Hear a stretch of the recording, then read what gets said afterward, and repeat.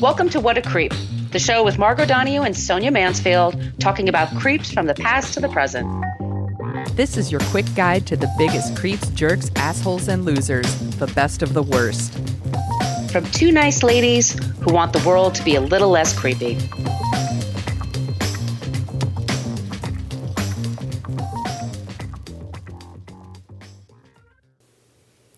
Welcome back to What a Creep. This is Marc O'Donoghue, and my cohort in creepitude, as always, is the amazing Sonia Mansfield. Hey, Sonia.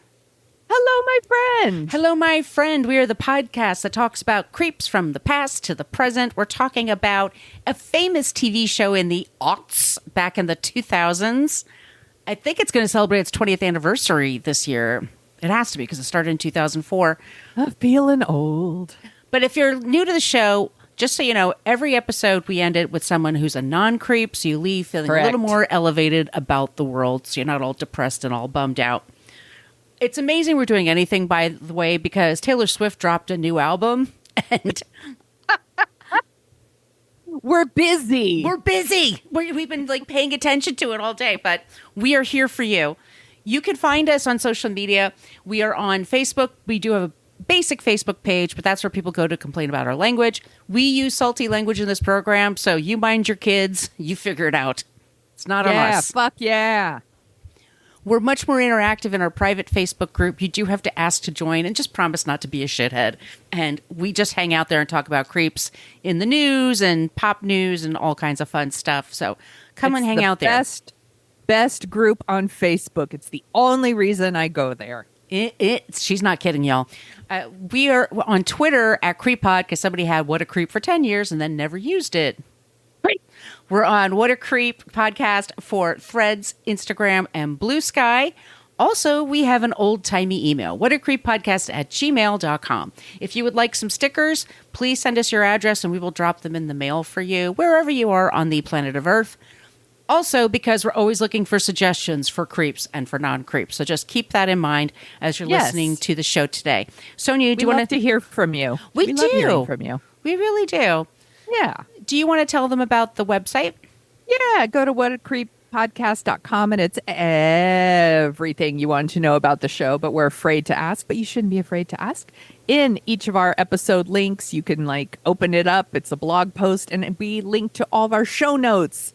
Because we source everything we do. We want to give credit to the people that did all the dirty work. So if you're looking for a deeper dive on any of our creeps, that's a fabulous place to start. There's a link to our Substack, and there's a link to our merch, where you could get t-shirts and tote bags and face masks and journals and posters. That's right, posters. Who doesn't want a... Are they velvet? We have the blue light, to make them stand. That would be amazing. I wish we could do cutouts. Wouldn't it be amazing if you had a Sonia and Margot cutout, life size? Put it on your ceiling and it glows in the dark. We'll keep you company. Amazing. Maybe you could get What a Creep curtains. Who knows? You could get whatever you want. Get the people on R&D on that shit. This is a great idea. These are great ideas. Yes, our research and development team. That's us. Anyway, and our pets. Go to those things. But there's also a link to our Patreon. You want to tell them about that, Margot? Yes, Patreon. Look up What a Creep podcast. If you want to financially support our show, we would be most grateful. It goes to pay for the basic costs of putting the show together. We don't. Rolling Stone alone costs $100 a year. So we do pay for these sources. That's why we put the links in the show. That's why we talk about it. They do the heavy lifting. We're here just for the fun storytelling. So all of you that support us there, thank you. Thank you so much. And also another way to support us is to leave us a review wherever you get your podcast. Be sure to subscribe, then you won't miss an episode. But please, especially in Apple Podcasts, because that could be a little wonky for us sometimes. But thank you to Becky at 6583 for leaving us a 5-star review. Thank you. You are a doll. We love you. We appreciate you. That's a better word. We appreciate you. We never met before, so. Okay. Is that everything, Sonia? Yes. Okay. I'm excited to hear about this week's creep.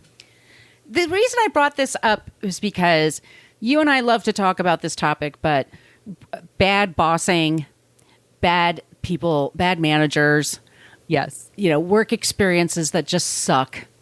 Yes. And there's a couple of things that coalesced for me. One of them was that Quiet on the Set, that documentary we've been talking about, Dan Schneider, who's been on our list since day one because the rumors were so prevalent about him. Yes, we will do that episode. We have to let things play out a little bit. Yeah. We don't want to do it too early. Right. But we've known about him and what a shitty, terrible person he was. Yes. And not many people know, by the way, that he's married to Lisa Lillian, the Hungry Girl. And I don't know if they're still married, but she's. Oh. Do you remember she does those she has those recipes like to lose weight. She's like, use strawberries or use rice cakes instead of this, and then you can have a strawberry, that kind of thing. Yeah. Okay. Yeah. But they don't have kids, so I don't know if they're still together or if they're not together. But anyway, we'll talk about him. But talking about him, and he's a showrunner. Mm-hmm. What does a showrunner do? The showrunner is the person that's between the cast and the crew and the network, the suits. So they have to interface with the C-level people, and then they also have to interface with the people behind the scenes and then the talent that's on the set. It's a big job. There's a lot of pressure. I totally get that. It's also considered a glamour job to be working on a television show. It used to be, it's considered, you think you're special. People have the attitude like, well, you're lucky to have this job. You're lucky to be in Hollywood. Yeah, we could replace you. You're always replaceable. There's a lot of, it's a big gig economy especially in Los Angeles. Yeah.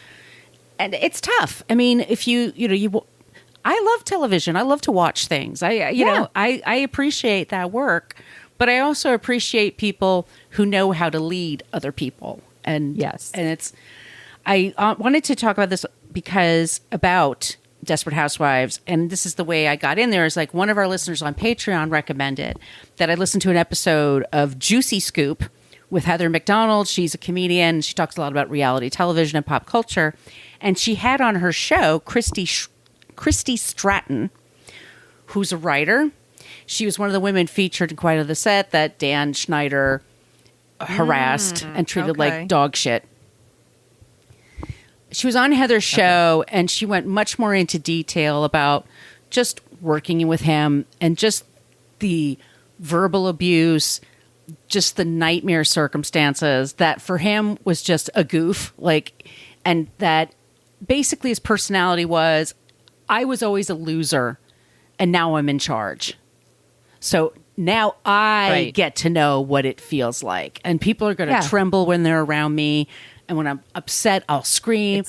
It's my turn to be an asshole. It's my turn to be the asshole. And, you're a pretty girl. You probably never would have liked me. And I'm going to make you feel miserable. And that's basically...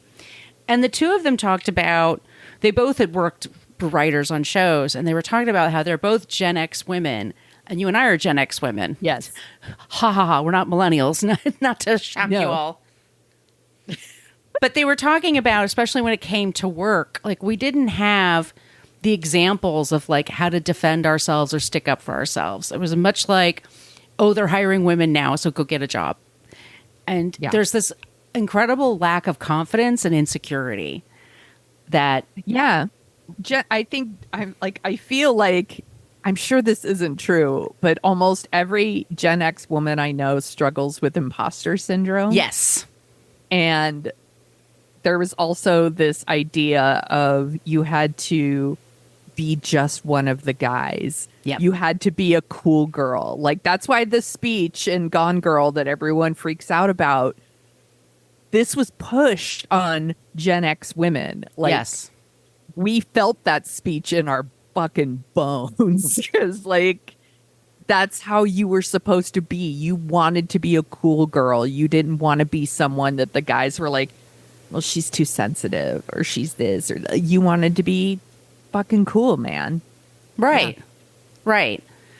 So that made me start thinking about, I remember that Desperate Housewives, I loved the first couple of seasons and then it sort of got too much for me. And I always wondered, how did it last for so long? And it's what did I like about it? And I've always heard that there was drama on the set. Yes. And we're going to go into that today. But this is a big overview of Desperate Housewives. I have all the links in our show notes. You could do your deep diving for yourself, but I think like this is a story that needs to be told because we kind of need to remind people and that learning to manage people is a big job. You know, it's okay. I'm going to bring this back to Below Deck because I'm a Below Deck person, but Captain Kerry had an issue with Fraser, who's his chief stew. And Fraser is so emotional when he leads with people and passive aggressive. And when he doesn't like somebody, he just goes right to the captain and bitches about them. And he wanted to fire someone this past week. And he went to Captain Kerry and goes, well, it was insubordination, so you need to fire her. And he's like, you know, there's a lot more to this job being in charge than hiring and firing people. Mm-hmm. And it seemed to like didn't occur to him. And then he said, like, and yesterday you told me how great she was doing. So what happened in between? And then he just said, like, you need to learn to manage yourself and you need to learn how to treat people who are different. And he just like the light bulb went off. I'm like, yes, there's so much more to the job than just being given the keys to like hire and fire people at will. This is I am someone who has started people managing just a couple of years ago at my job. Before that, I might have a person who reported to me. I felt like there was so much to learn in that because it isn't just what are you working on? Do it better. Right. Or you're fired. Like that's not the job.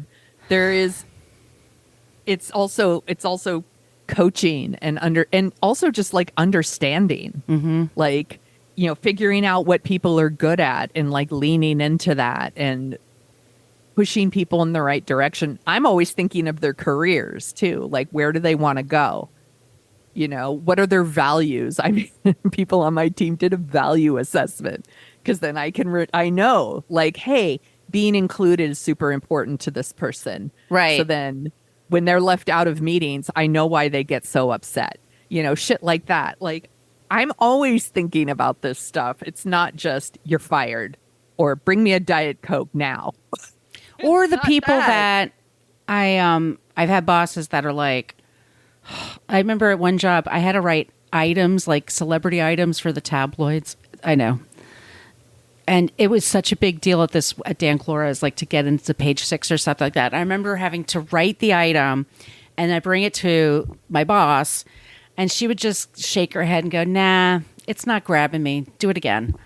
And it's like, what grabs you? What do you want? How many words? Do you want it to be funny? Do you want it to be like, I'm a person, like you give me the parameters, I can work with that. Yes. I don't appreciate like giving it to somebody and then it's like, I don't know. It's not right. Do it again. That's not what I'm looking for. Like, what are you looking for? Yes. Give me what I want. What do you want?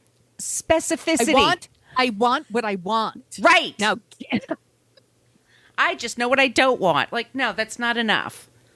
Right. Giving clear instructions to people. I don't know. Praising people every once in a while is like, that's so doled out, like so sparingly. It's like, no, people, you just like say the nicest thing to me, like a passing compliment. I'm like, oh, what? You know, I love public praise yes. for my boss. I'm like, oh, thank you for acknowledging me. Like, hearts floating above my head.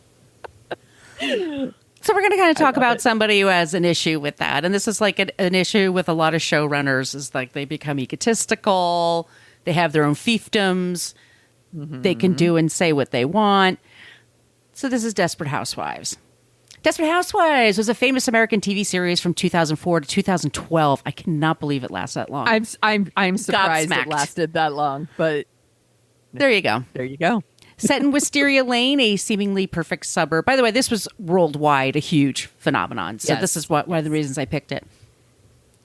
The show followed the lives of women and their families, white women mostly, uncovering secrets, scandals, and mysteries.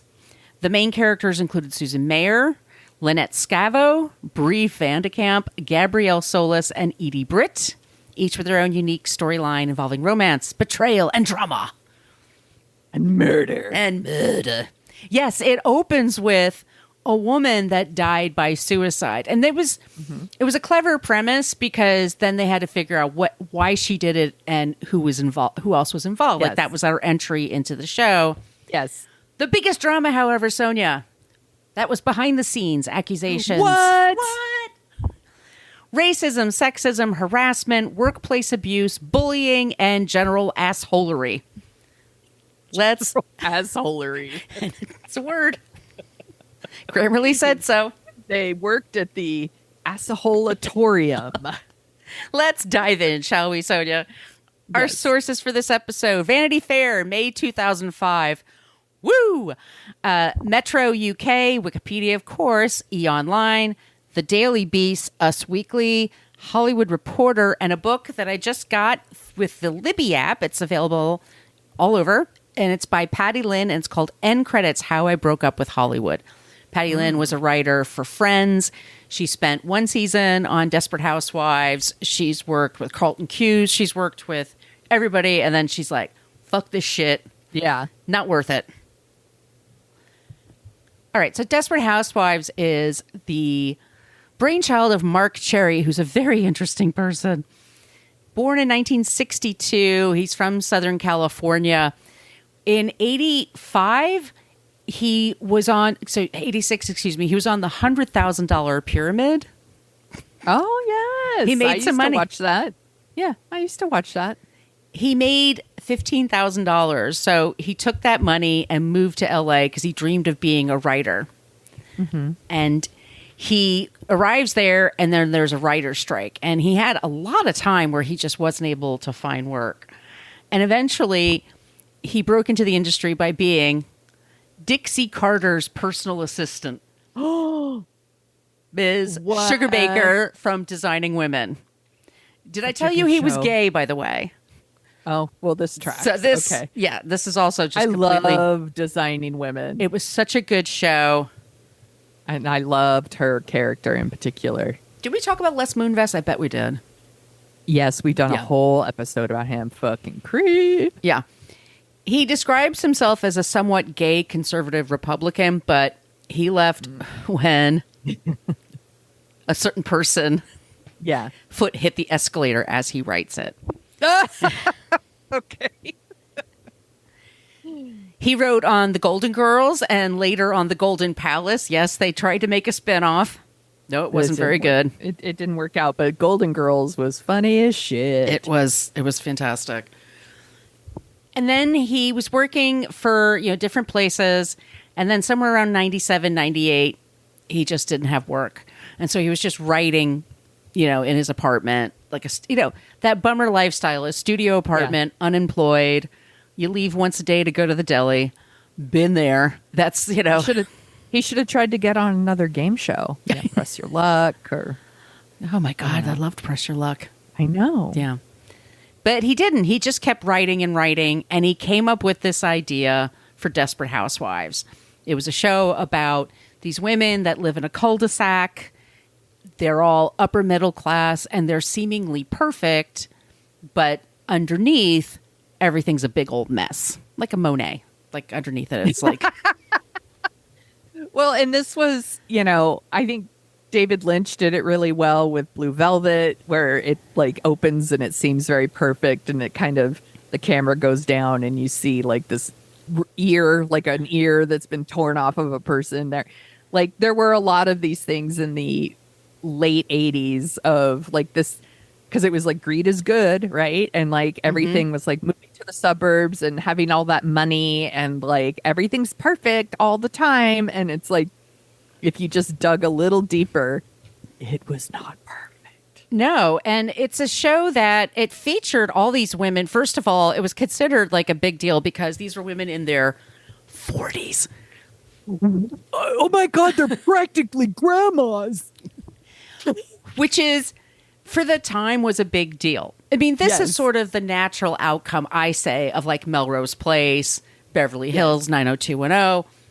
We like those soapy kind of shows. So this is sort of the outbirth of that. But this is women. We have Terry Hatcher, who is in Lois and Clark. Felicity Huffman, married to William H. Macy. We'll get to her. Yeah, we'll get to her, but she was on Sports Night before this, a I show never I saw Sports Night. loved. I loved Sports Night, and she was so good in it. And that's like, I'm being reductive. Like, she's super smart, theater trained. Like, she was the one that was considered, that's Yeah. the actor's actor right there. Yeah, and Yeah. everyone on the show is good. Like, we can make fun of them all we want, but like, they're still like, they're really good. There's a reason they were on this show, and like Terry Hatcher's really good on Lois and Clark. She still makes like rom-coms and Christmas movies that I watch the shit out of every year. So, She has a YouTube cooking show. oh, I don't watch that. No, But I wouldn't watch that either. But I'm just saying, like, I was checking into people. yeah, Felicity Huffman, Marcia Cross, Kimberly on Melrose Place. Kimberly on Melrose Place, and she was 40 when she joined the show. And within her first year, the tabloids realized she was 40 and never married Sonia. Ew, what's wrong with her? Well, she must be gay. She must be a lesbian. So she had to actually come up and fight this has happened in the first season. She went on The View. And The View sometimes would go to LA, and then they have a different guest star. And so this was a week, because it was an ABC show, they had a different Desperate Housewife on every day. So on Marcia's day, she's on there, and Barbara Walters said, "So people say you're gay. Is that true or not true?" And then she's like, "It's not true, but I'm very supportive of the gay community. I'm an ally." And then Joy Behar says, "But you're really not a lesbian?" And she's like, "No." I know. Who fucking cares? This is the way the tabloids were at the time. This is 2004, 2005. And it was like, you and I grew up with this. Is that person gay? Oh my God. Did you hear that they were? I mean, Did you hear the news? I'm gay. I'm gay. I'm gay. Someday we'll talk about Kids in the Hall brain candy. Did you hear the news? He's gay. we have to do that on Dorking Out. Yeah. So good. Okay. We also had Nicolette Sheridan, who was really funny as Edie Britt. Vanessa Williams did a couple of seasons. I forgot about that. Jesse Metcalf was on the show. He played the kid that mows the lawn. Yeah, yeah. But he's having an affair with Eva with Longoria, Eva. which is gross. Yes. Yeah. And she's a producer now, and does everybody a lot says of she's stuff. really sweet. Everybody I've know that Yeah. they said she was really, really sweet. They won 7 Primetime Emmys. They were nominated for 3 Golden Globe Awards. They were always very, very popular. But because we need to pit women against each other, and it's also this institutionalized misogyny and internalized misogyny that a lot of women grow up with. Yeah. There's only room for one. Yes. So sharp elbows, push people out of the way. And there were rumors that Terry Hatcher was, first of all, told people, "You can't look me in the eye." Like, that was and a lot of celebrities have that. And I get it. Like, people looking at you all the time must be, I don't know, but You're in the wrong business. yeah. People, you're in the wrong business. You're going to be around. Look, I just want to be a huge star, but I don't want people to look at me. I want to go to a movie set where there's dozens and dozens of people doing all kinds of jobs, but none of them can ever actually address me or speak to me. I'm like, wrong line of work. Wrong line of work. Also, the show was, like we said, it was a hit as soon as it started. Like, everyone was talking about Desperate Housewives. And Eva Longoria was only 30 when she did the show. And it was a baby. She was a baby. And she was given a low salary compared to everybody else. Also, the only non-white person who's the lead. Only on that show. non-white person. Yes. And also another thing I think we need to stand is, like, they were all terribly thin, like super skinny. Yes. They were like model skinny, every single one of them. Yes. This was all like Ally McBeal time.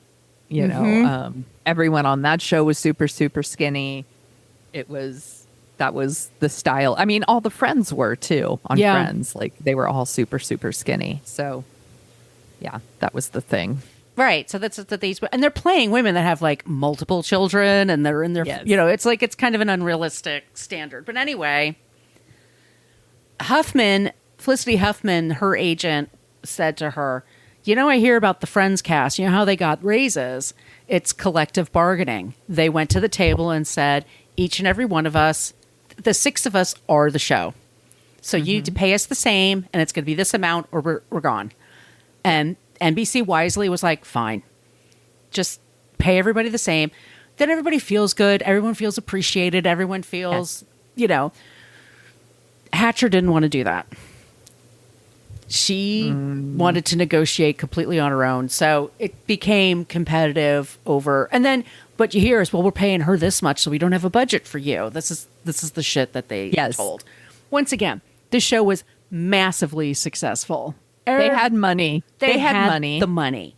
This is before the social media things. It was you had to watch it every week, or maybe your DVR picked it up. But it was a big deal. It was appointment television, right? It was Sunday nights. They were on the cover of all the magazines. Their love lives were talked about. I mean, it was a big deal. So they should have been paid the same. That's all like the first season. And then the first season of any show is kind of cray. But Patty Lynn was a writer. She worked on Friends.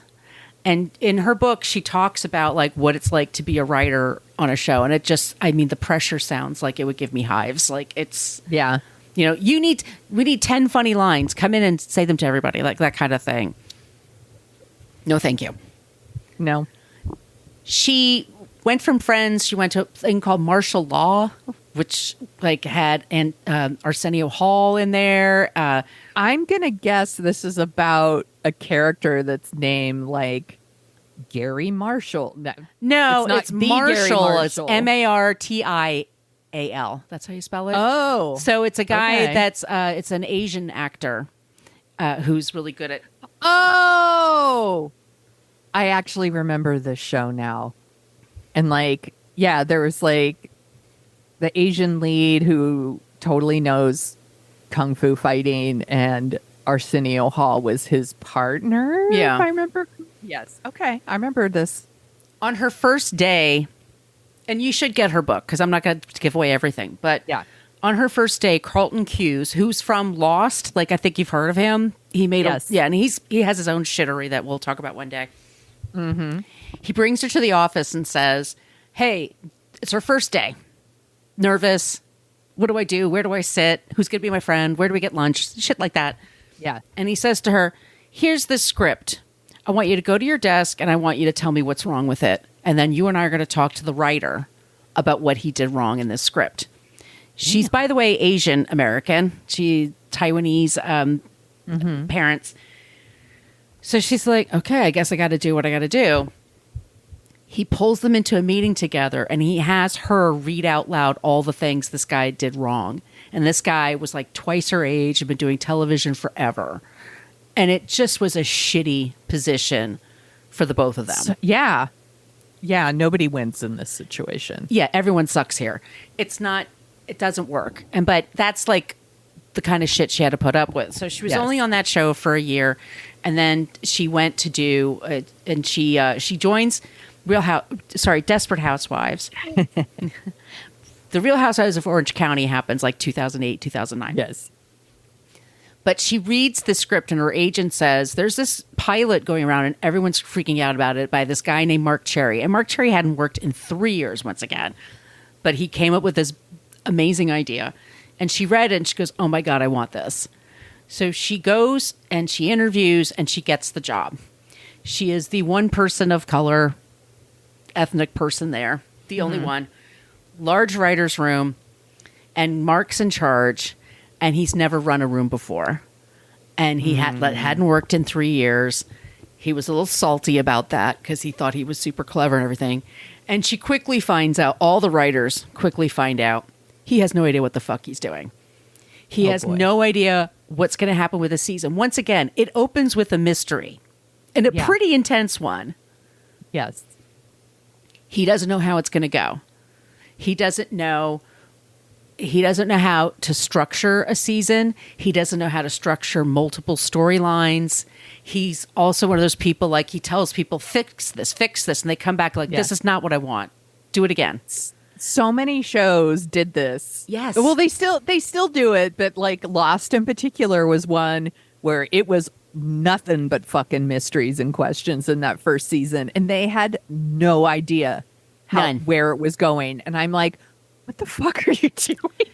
Like, if you have a mystery, don't you start with the end and kind of work your way back? Isn't that how a lot of mysteries writers do their? Well, yeah, you have. Yeah. I mean, I'm not a huge mystery reader. My mom was, but you know, she was big on like, where are the clues? Where do you drop them? You know, and you need the surprises. Like you go into a scene and it turns out exactly the opposite of what you thought it was going to be. Like there's scenes, and he just didn't know any of that stuff. And so he had two guys working for him, and he made them like his deputies, and then they just shit all over the writers. And so the men were discussed the bigger parts of the show, and the women were given the more menial tasks of the writing, like the character that does the voiceover at the top and stuff like that. Yeah. And turns out Lynn has excellent penmanship, and this is where my shitty penmanship comes in handy, because no one ever wants me to write notes for them. I'm dyslexic. It's ridiculous. But she writes notes really well, so she's doing all this. So she then has to go there and write the notes for everybody, which is so demeaning, and it's so, you know, it's what they always give the woman to do at these things. No, thank you. But because you're too busy writing, so you don't get to voice your opinions. One time she's in a meeting, and it's the whole cast, the whole crew of writers, and Marc Cherry says to her, Angela, you know that Margaret Cho show? You should write something like that. Because she's Asian. Oh, I get it. So that's like the only thing. She could only write for Asian people. Right. Got it. Right. And there's all kinds of like microaggressions like that. But he was just a total asshole. And so she was there for just one season, and then basically she left the business. But she should have told him, like, you could get a job at Queer as Folk. No? He wouldn't, no, you're writing. He's not done anything that interesting since then. I mean, I'm looking at his IMDb, and it's I'm going to go look him up right now. Sparse, to say the least. So I want to talk about something really hilarious, unintentionally hilarious, and that's a May 2005 Vanity Fair article, which is so fucking funny. But basically, and you know, normally, especially Vanity Fair at the time, the cover subject was treated with kid gloves. They get beautiful photo shoots, the best clothes, and usually just the most softball of interviews, like, because they just want these celebrities to come back and be on their cover. So they said, this show is hot. Everyone's talking about it. Let's have the whole cast on the cover. And it's going to be 9 to 4 on a Saturday. And they made it very clear, no publicists, no agents, no nothing. Everybody just show up. We only have the 6 hours, and they have to do a group shot, and then everybody has to do their individual shots. That's a lot to manage. Yes. Every single one starts bringing their own hair and makeup, of course, which I get. And they all like talk to the stylist, so they approve of the outfits. This is all what you do. Yeah. It's fine. So, but the big thing is that there's a guy that they call the enforcer. They don't name. Okay. But he's to manage all the publicity people. So every actor has their own publicist, a personal publicist.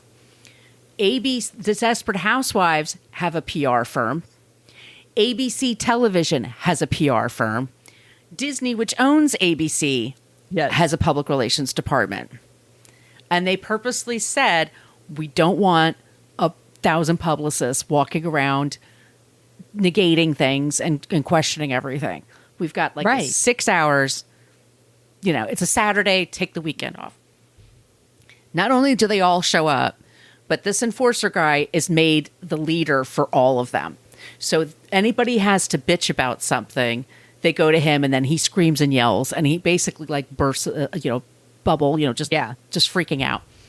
Just pops veins. Right. Thank you. Left or right. They're setting up the photo shoot, and the big dictate that he has, the enforcer, is do not let Terry Hatcher pick an outfit first. because Terry always does what Terry wants. You can't let that happen. And they're like, all right, how do we do that? Terry Hatcher shows up 2 hours early. She goes right to where the outfits are, and they're wearing bathing suits because they're all skinny. So, why not? But she shows up, she picks a red bathing suit, and she goes with her publicist and her family, to the side. Yeah. Marcia Cross shows up, and she's fucking pissed because Terry Hatcher picked first, and they were told not to do that. So she sends a publicist out to yell at him. And exactly. It's like, there's no time that's the thing. There's no fucking time. Just roll up your sleeves, get the work done, get the fuck out. Because what happens is eventually you're annoying everyone so much. They're spending so much money to make you look great, to make all of this amazing, to give you more publicity so you make more money. It increases your presence. And basically, Terry Hatcher really fought, and Marcia Cross were fighting. So they were basically kept apart. And Marcia was on the heavy right. And then so they got their shot of all the women, but it was a fold out cover. So Marcia Cross and Nicolette Sheridan were on the inside, and Terry Hatcher was right in the middle. Oh boy. So it's like a huge... Yep. And basically, they're just they must have hated this so much because they just kept writing down all the things that people said and how shit. And once again, it's in the show notes. It's just funny. They rarely screw up this badly. But then after that, the idea was there are no more group shots. They're not going to do that anymore. Also, who knows what these women are told about each other as well, right? There's feeding the fire a little bit. Of course, Terry Hatcher picked the red bathing suit because she knows that that's your color, or, and it's Terry Hatcher's I just picked the red one because I like the red one. I like Baywatch, or who knows? Yeah. Red's my color. Yeah. Nicolette Sheridan always had a hard time. Mark Cherry, like I said, he's not a very likable person. He strikes me as the kind of, he'll suck up to the stars and make them feel special, but treat everybody else like shit. Ew. So those people don't have an advocate because he just, lords it over them. But he and Nicolette Sheridan didn't exactly hit it off. And she was on the show for a few years. And then one day she says he was supposed to help her block a scene where she's going to get slapped. But she said he hit her by accident. Oh. He says that didn't happen. Didn't happen. What are you talking about? This didn't happen. Okay, she says it's by accident, though. She doesn't and then no, she says no, and then she she gets fired from the show, and she finds out in a horrible way. She just shows up on set, and somebody tells her that you're going to be killed off. Yeah. So she sues him for wrongful termination, gender violence, and assault. Damn. She doesn't win her case. She fights it for several years, but ultimately she has a hard time proving anything. So, but his reputation is out there. Yeah. I should also mention, by the way, this in the late 90s, there was a writer on Friends who sued for sexual harassment because in the writer's room, people were talking about sex really graphically. And it was ruled that she didn't have a suit because in that environment, they have to be free to talk. And so, this would not pass nowadays. But that's kind of the culture that they're in. Yeah. Honestly, reminds me of newspapers a little bit. There's a lot of discussions in newspapers in the office, in the newsroom, that now I'm like, well, that would be really uncomfortable. But it's some of it I was like, well, it's in the news, and it's almost like we kind of had to talk about it. Mm-hmm. But some people would go too far in that conversation. And yeah, I don't know how you navigate that now. I guess, within reason. I don't know, but whose reason? Right. Yeah, tricky. It's tricky. Because you do want to, like, writing is hard. Writing is really challenging, and you do need your breaks, and you need to, like, break the tension sometimes and stuff like that. Also, Friends was a show that was on at like 8 o'clock on Thursday nights. Mm-hmm. How graphic were they getting? Like, they don't. I think they can be. We saw that in Quiet on the Set. I mean, they're writing for children, and the way they talked. Yeah. So, the show is canceled eventually. He does some. He works a little bit with Eva Longoria. He has like a true crime show, but not really doing too much since then. But let's take it to just a few years ago when Felicity Huffman, she got caught in the SAT scandal of Rick Singer. He was the guy that said, my people will take their SAT tests for you, which, by the way, they're bringing those back. I'm like, oh, for God's sakes, they're so stupid. But she paid $15,000 to a fake charity, facilitate her daughter to go to college to take an SAT test. And her daughter didn't want her to do this. Her daughter was like, and the shame that people have about where their kids go to school is so stupid. Yes. Like, it's so stupid. It was her and Lori Loughlin. Yeah. Yeah. And both of their daughters were like, who cares? It's such a, and it was a big deal because a lot of people were just like, well, I'm innocent and I'm going to fight this and blah, blah, blah. And it's like, don't just fucking do what you have to do. So for also, they weren't innocent. Felicity Huffman asked, you ask people to write letters of recommendation for you. And we saw that in the Dan Schneider documentary. Yes. Eva Longoria said about Felicity Huffman, every day, nearly 15 hours a day, she was a good friend. When I began the show, I was very new to the business, not only negotiating contracts, but she also mentions that there was somebody that was a bully and that was bullying her when she was on the show. And she was the one that protected her. Her husband wrote her a letter and Marc Cherry wrote her a letter. So anyway, Felicity Huffman, she served like 14 days in a prison. I think it was in Dublin up by you. And then she got out again. This book that came out in 2023, once again, it's Patty Lynn. And she just talks about how Marc Cherry's an asshole. Working in show business can be really rough. And working in a writer's room, you think it's your dream job. But yeah, that reminds me of the book Burn It Down by Maureen Ryan. She also has a lot of these stories about certain shows. Lost is one of them. Yeah, there's lots of stories like this, and it's frustrating. And these are just people that are trying to work and do their jobs. And it is a creative industry. Well, that's our creep this week, Sonia. The story about Desperate Housewives and the showrunner Marc Cherry. Well, good job, my friend. Thank you. Would you like to hear about someone who's not a creep? I desperately would. Heyo! Heyo! Do you know who Michael Schur is?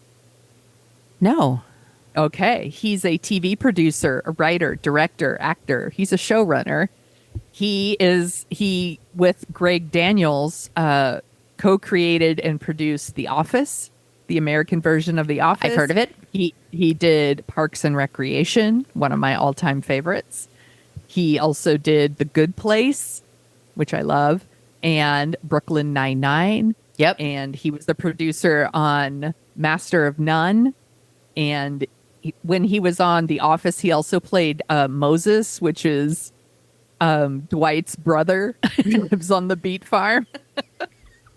He was also a writer on SNL for 7 years. Oh, wow. He's been nominated. Yeah, he's been nominated for an Emmy 19 times. He's won twice. He was born in 1975 in Ann Arbor, Michigan. Grew up in Connecticut. And very the typical arc for your straight white male writer. He went to Harvard. He was president of the Lampoon, which is the comedy magazine. Hasty Pudding. Yes, which is really a pipeline for TV writers. So he does that. He uses those connections to get a job writing for SNL.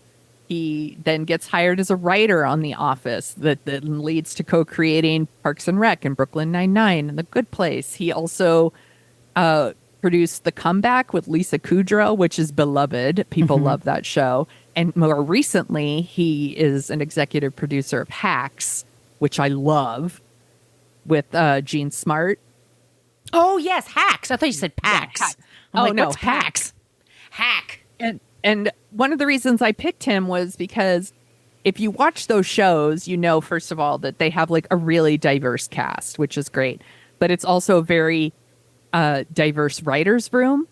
If you want to, and by the way, on the set, nothing but nice things have I read about this man on the set. And when you watch the outtakes from The Office and Parks and Rec, you can see it. Some of the outtakes from those shows are funnier than jokes that were in the shows. Seriously.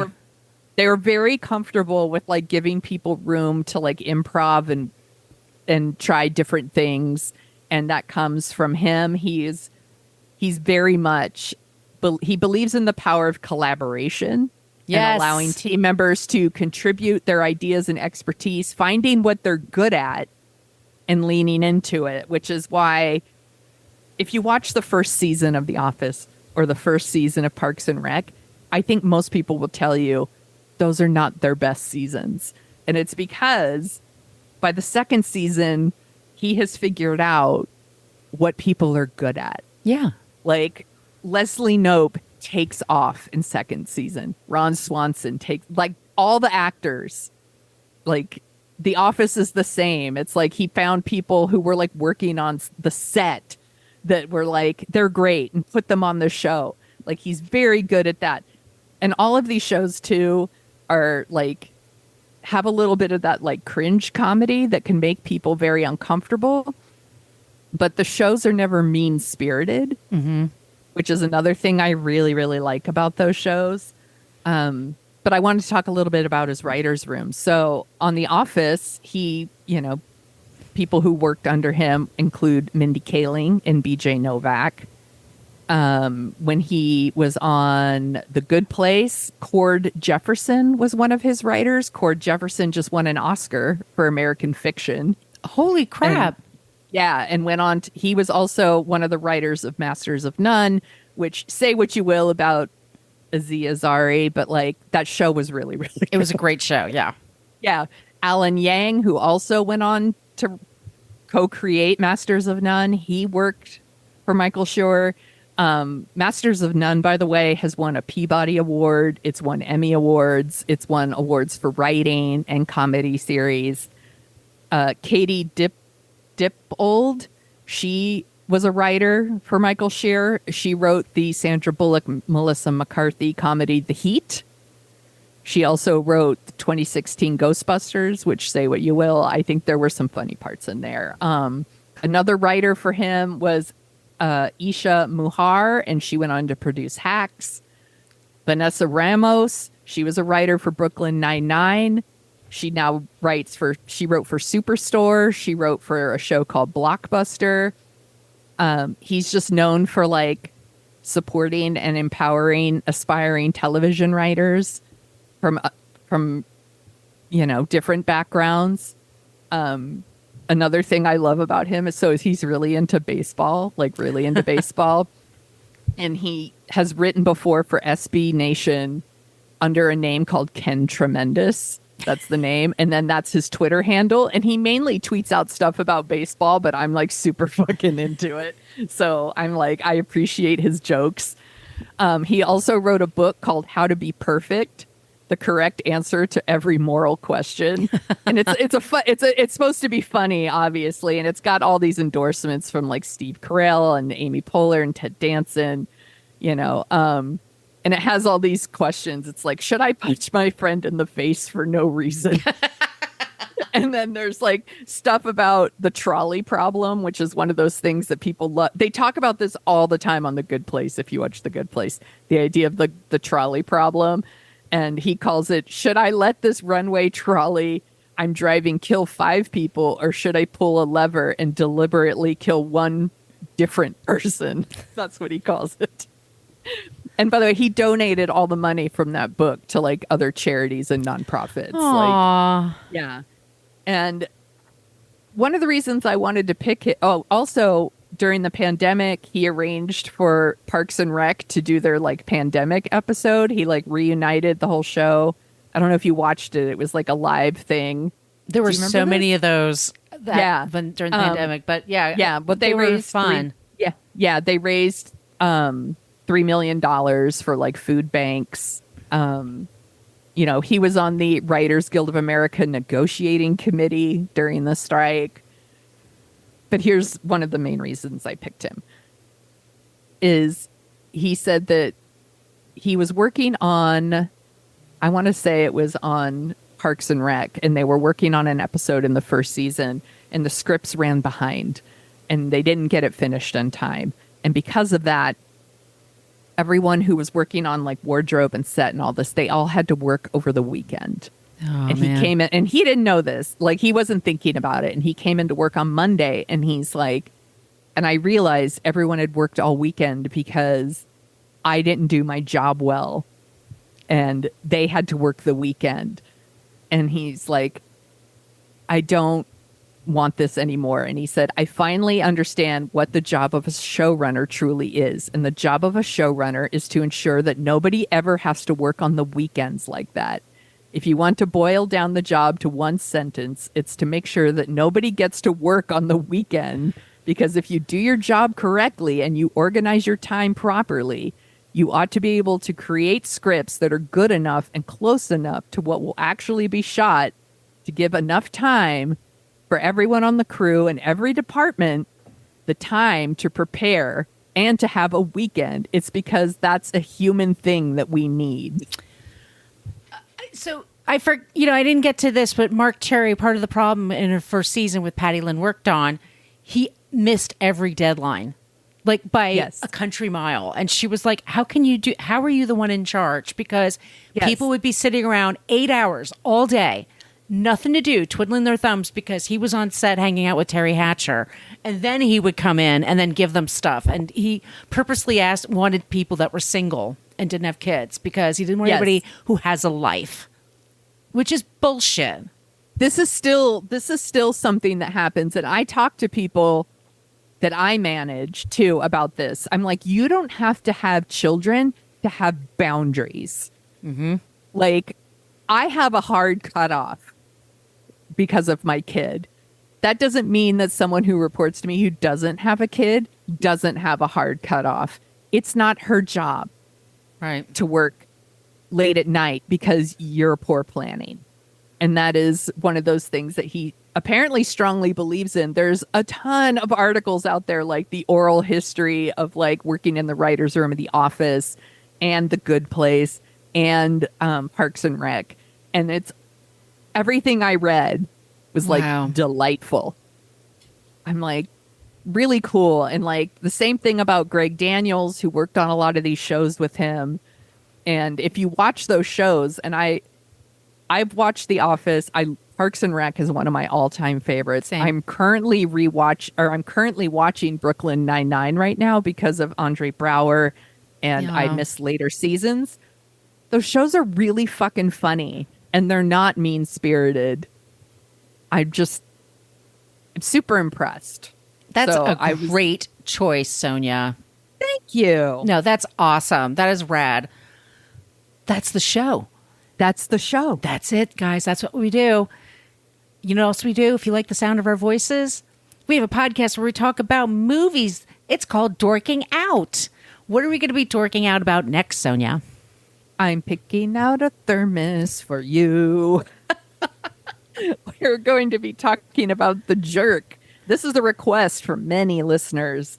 I have not seen this one as an adult. I think I can't remember the last time I watched it. The Thermos song is forever stuck in my head, though. So I'm looking forward to it. I think it's going to be a good one. And I'm sure we're going to have a great list of other recommendations, too.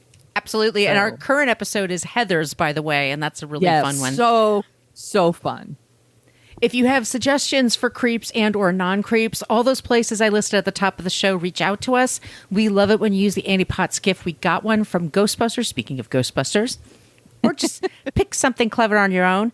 Our email, once again, is whatacreeppodcast, spelled it all out, at gmail.com. And Sonia, where can they find you? You can find me at thesoniashow.com, where I am actually writing again. Wow, Yay! what a treat. And you can find me on all the social media channels, your Instagrams, your TikToks, your Twitters, your Blue Sky. Just really not Facebook. So maybe I should, honestly, Facebook is not nearly as bad as it used to be. Maybe I should be spending more time on instead of Twitter, but whatever. Anyway, where can people find you, my friend? My site is Brooklyn Fit Chick, and that's where you can find me for Threads and Instagram. I am at Brooklyn Margot for the TikTok and for the Twitters. I still check them out. I know it's a big sludge pile, but I am really enjoying TikTok though. When I have the time, it's a pretty fun hang. Yeah, they will pry that app from my cold dead hand. I love it so much. All right, everybody. In the meantime, be kind, be safe. Just don't be a creep. Be a creep. Thank you for listening to us talk about creeps. You can follow us at What a Creep Podcast on Facebook, Twitter, and Instagram. But don't follow us too closely. You can email us your creepy stories at whatacreeppodcast@gmail.com. But please keep your dick pics to yourself.